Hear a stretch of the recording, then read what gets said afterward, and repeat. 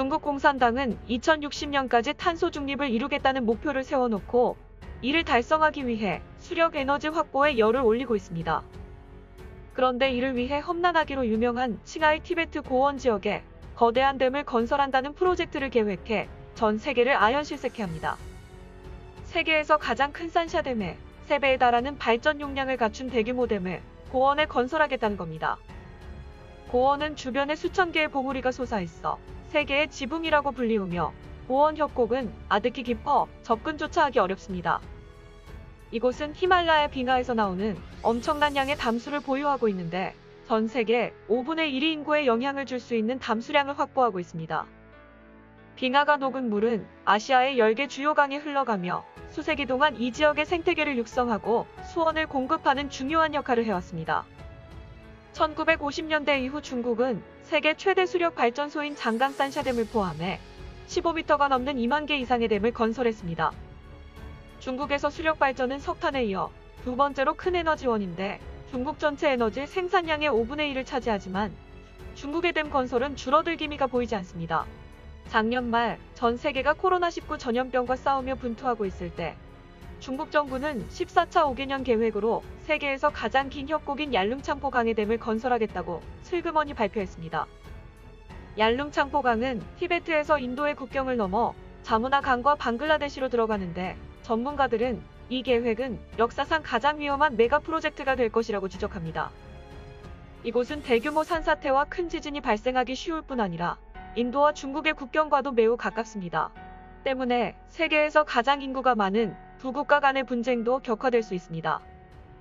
얄룽창포강은 3,000km에 걸쳐 칭하이 티베트 고원을 가로질러 인도의 아루나찰 프라데시와 아삼주를 통과해 방글라데시로 들어가 벵골만으로 흐릅니다. 이 프로젝트를 주도하는 중국전력회사 사장은 댐은 세계 최대인 산샤댐에서 생산하는 전력의 3배에 해당하는 6만 메가와트 이상의 전력을 생산할 수 있다고 자랑스레 밝혔습니다.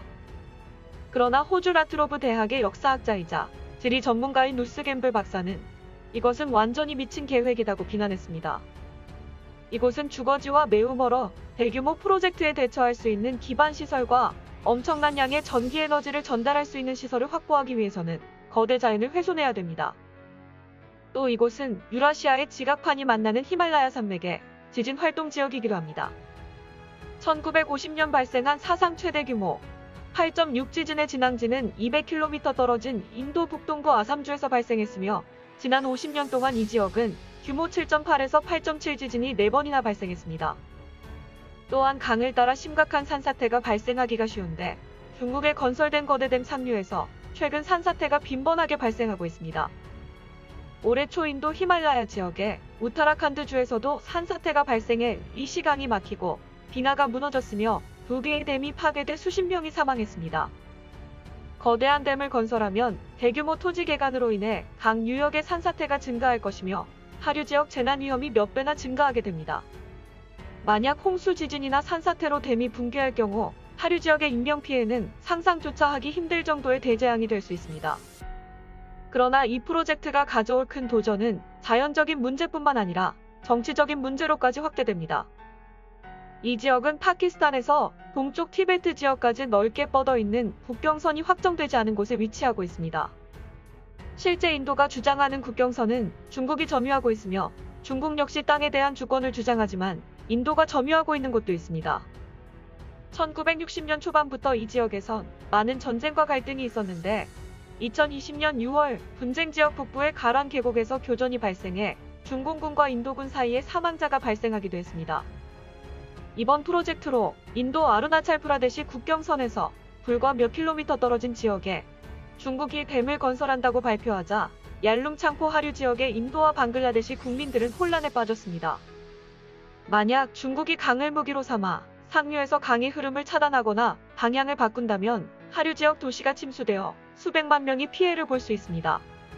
실제 중국은 2019년과 2020년에 메콩강에 물을 공급하는 징웅댐의 물을 차단해 베트남과 태국은 물이 크게 부족해 고생을 한 적이 있습니다. 이 때문에 인도 정부는 위협을 줄이기 위해 10기가와트 수력 발전소 여러 개와 많은 저수지를 미리 건설해야 한다고 주장하고 있습니다. 중국은 초대형 수력 발전 프로젝트가 2060년까지 탄소 중립 목표를 달성하는데 중요한 부분이라고 밝히고 있습니다. 그러나 국제사회는 중국댐의 영향을 면밀히 주시하면서 거대한 댐 건설이 강하류 주민들의 삶에 막대한 영향을 미칠 것이라고 지적합니다.